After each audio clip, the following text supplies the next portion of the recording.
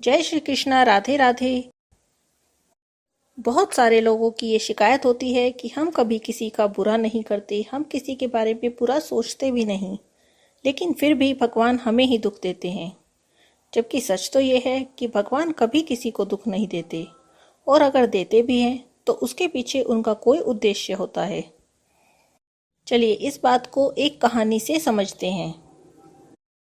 एक बार एक युवक जिसका नाम शामू था, उसे एक मंदिर में फूलों की माला बनाने का काम मिला था।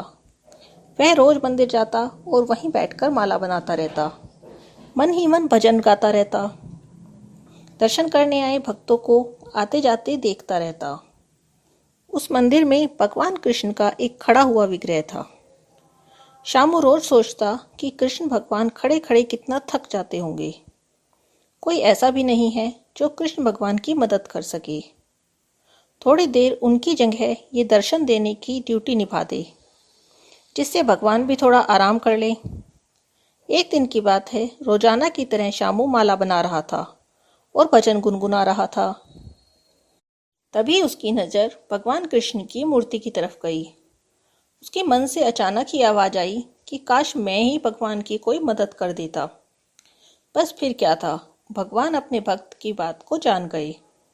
उन्होंने अपनी माया बिखेर दी और शामू के पास आकर बैठ गए और कहने लगे, शामू, आज तो मैं बहुत थक गया हूँ।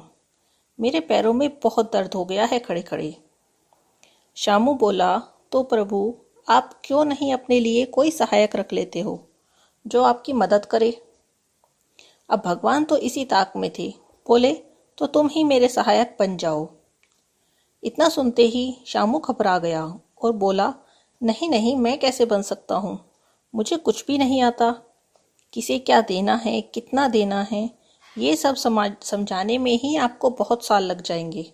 मैं तो अनपढ़ ठहरा। भगवान बोले, कोई बात नहीं, तुम चिंता मत करो। मैं कल ही सारी व्यवस्था कर दूंगा, सब कुछ लिख कर रख दूंगा, तुम्हें बता दूंगा कि किसे क्या देना है, कब देना है, कितना देना है। बस तुम मेरी जगह पर खड़े हो जाना और मैं कल पूरा दिन आराम करूंगा।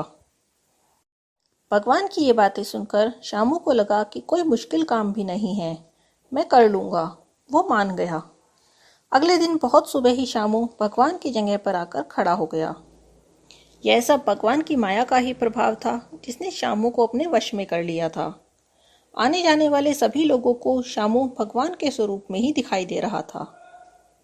दिन निकला और भक्त दर्शन करने के लिए मंदिर में आना शुरू हो गए। थोड़ी देर बाद एक बड़ी सी गाड़ी मंदिर के सामने रुकी। उसमें से एक बहुत धनी व्यापारी मंदिर में आया।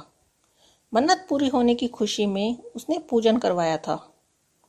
पूजा पाठ के बीच उसका रुपयों से भरा बटुआ मंदिर में गिर गया।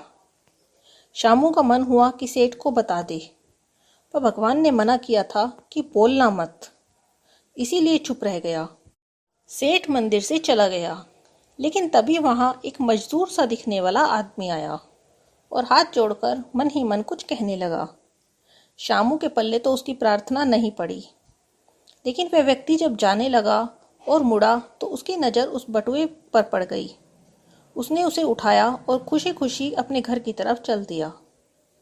शामू की समझ में तो कुछ नहीं आ रहा था कि क्या हो रहा है, लेकिन वो कर भी क्या सकता था। भगवान ने कहा था, कुछ भी हो जाए बोलना मत। कुछ देर बाद ही एक तीसरा व्यक्ति वहां आया और प्रार्थना करने लगा कि हे भगवान, आज रात में किश्ती लेकर समुद्र की यात्रा पर जा रहा हूँ।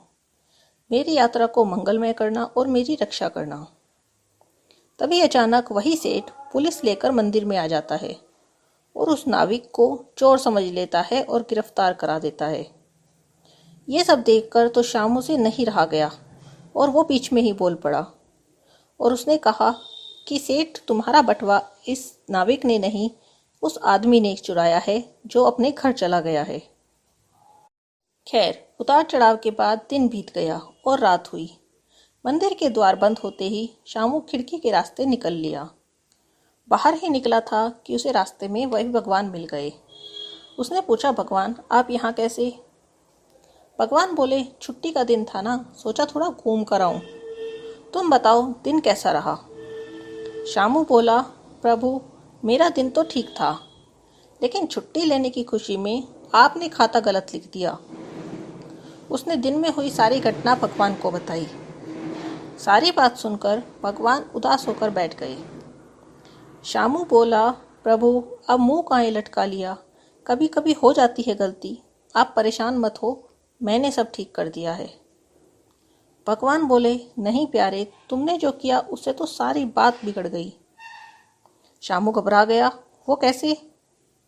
भगवान ने कहा, जिस सेठ का बटुआ गिरा था उसने वह पैसे अपने नौकरों की तनख्वाह काट काट कर कमाए थे, इसीलिए तो वो बटुआ उसके हाथों से गिरा था। और वो मजदूर, क्या तुम्हें पता है जब वो मंदिर में आया तो उसने क्या कहा? श्यामू ने कहा, नहीं प्रभु, मुझे तो कुछ पल्ले नहीं पड़ा, मन ही मन बोल रहा था। भगवान ने कहा, उसका परिवार 3 दिन से भूखा था। उसने प्रार्थना की कि या तो मेरे परिवार के भोजन की व्यवस्था करो, नहीं तो मेरे प्राण ले लो। मैं अब अपने परिवार को यूं भूखा मरते नहीं देख सकता। जो बटुआ उसे मिला उसमें जो रुपए थे उससे उसके परिवार के लिए भोजन आ जाता। शामू बीच में ही बोला, और वो नाविक, उसकी तो कोई गलती नहीं थी, फिर उसे पुलिस क्यों पकड़ कर ले जा रही थी?